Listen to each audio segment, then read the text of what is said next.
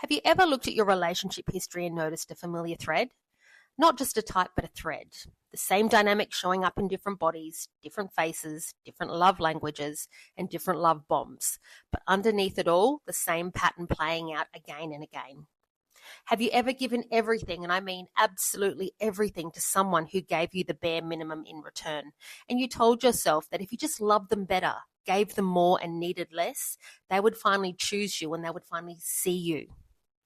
Have you ever had someone genuinely good come along, someone safe, someone consistent, someone who actually tried to love you well, and you felt yourself pull away, felt something in you go, this doesn't feel right, this feels too quiet, too easy, and too much like something I don't know how to receive? Now, I've lived all of that, and today I would like to explain why. Welcome back to the Wonders Within podcast. I'm Nikki Denham, the founder of Wellness Wonders Australia, and today we are talking about your nervous system and your relationships, why you attract what you do, why you stay longer than you should, and why once you do the healing work, everything changes. Now, when I look back at my relationship history, and I've done a lot of looking, I can see the thread with complete clarity. Every relationship carried the same wound, just wearing a different face. The men I chose were mask wearers, unhealed men carrying their own pain in ways they learned to hide. Well, at least in the beginning they did.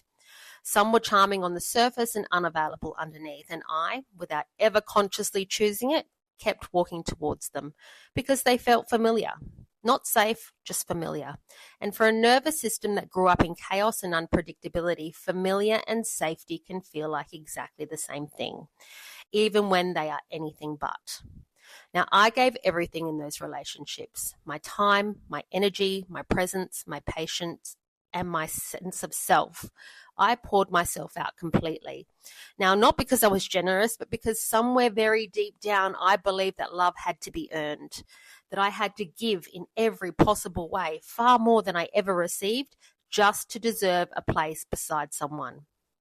I was the caretaker always, the one who held it together, the one who tried harder, the one who stayed longer, the one who bent herself into whatever shape she thought that they needed.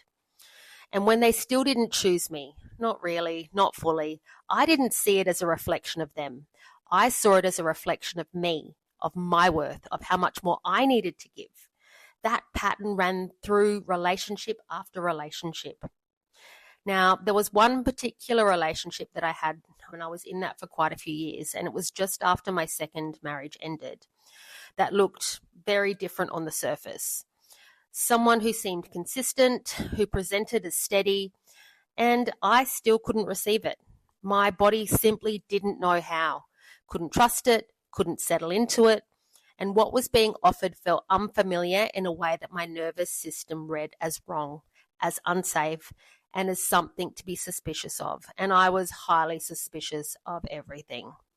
And so it ended in that familiar way that things always did, in toxicity, because that was the only language I knew at the time.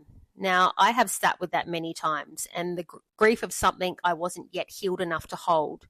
And I had to forgive myself for it because I was never choosing chaos consciously. My nervous system was choosing what it recognized, what it had been trained from the very beginning to call home. The mask wearers, the unavailable ones, the ones who confirmed what I believed about myself deep down, that I had to earn love, that I was only as worthy as what I gave. That being loved, and I mean really loved, was something that happened to other women, not me. Until I decided that was enough, until I stopped looking for love out there and started building it in here, inside myself. And can I tell you, that was a game changer for me, and everything in my world changed. Now, let me explain what is actually happening underneath these patterns, because it is not bad luck and it's not a personality flaw. It is nervous system science. We are drawn to what feels familiar, not what is good for us, not what is healthy, but what feels like home. And home for so many of us was not a safe and regulated place. It was unpredictable, intense, conditional, a place where love had to be performed and earned rather than simply received. And so our nervous system learned to read those dynamics as normal, as love, as connection. Now, there is a concept in psychology called repetition compulsion, and it's the unconscious drive to recreate familiar emotional dynamics, even painful ones, because the nervous system is always trying to master what it never resolved. And we keep choosing the unavailable partner because somewhere underneath, we are still trying to get the love we didn't receive the first time, still trying to prove we are enough, still trying to win something that was never ours to win. And here is the part that really matters. Healing changes what feels familiar. When you do the nervous system work, when you regulate, when you resource, when you build genuine safety inside yourself, your baseline shifts. And what you are drawn to shifts with it. The intensity that used to feel like chemistry starts to feel like what it is, and that is a red flag. The chaos that used to feel like passion starts to feel like absolute exhaustion. The push and the pull that used to feel like love starts to feel like what it always was, anxiety dressed up as connection. And the calm, the consistent, and the safe, that starts to feel like home. Not boring, not suspicious, just home. Now, I also want to name something that I think is important and rarely spoken about. Narcissistic personalities are extraordinarily skilled at finding women with nervous systems like ours. Women who give too much, who excuse too much, who have learned to make themselves responsible for someone else's emotional world. And I have dated many. And I say that not with shame, but with clarity, because that clarity, that hard-won understanding of that pattern is now one of my greatest protections. I can spot it early now, the love bombing, the subtle erosion of boundaries, the way the mask slips in small moments before it slips completely. I see it, and I no longer see that as a flaw in myself. And that, my friends, is healing. Now, here is what I would love for you to sit with this week. Now, go grab your journal, find a quiet moment, and ask yourself, what thread runs through my relationship history?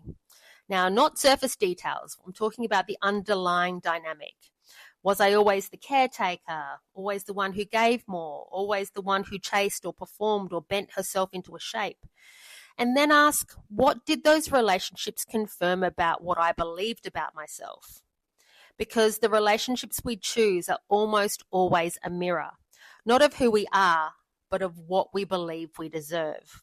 And then the most important question is, what do I believe I deserve now? Now, when I sat with that myself, the answer had changed completely to if I'd answered that honestly back then. Now I know I deserve peace, I deserve safety, and I deserve a love that doesn't make me ask to earn it. And I will not settle for less, not anymore, not ever again. Now, if this episode landed and if you recognized your own relationship history in anything that I've shared, come over and find me on the socials. This is the work that I live and breathe, and I would love to keep the conversation going with you there, so come and say hi. You can find me at Wellness Wonders Australia across LinkedIn, TikTok, and Facebook, and I have popped the link in the show notes, so definitely come and say hi. Now, thank you for sticking around for this one. I just want to leave you with one more thing. Every ounce of love and energy I used to pour into relationships that couldn't hold me, I chose to start pouring into myself instead. Now, that was not a small decision. It was absolutely everything. Because without that choice and without deciding that I was worth that love, I'd not be standing here where I am today, whole, at peace, and so deeply rooted in myself that nothing from the outside can shake what I've built within now. Now, that is available to you too, and trust me when I say that hard work is worth it. So until next time, bye for now.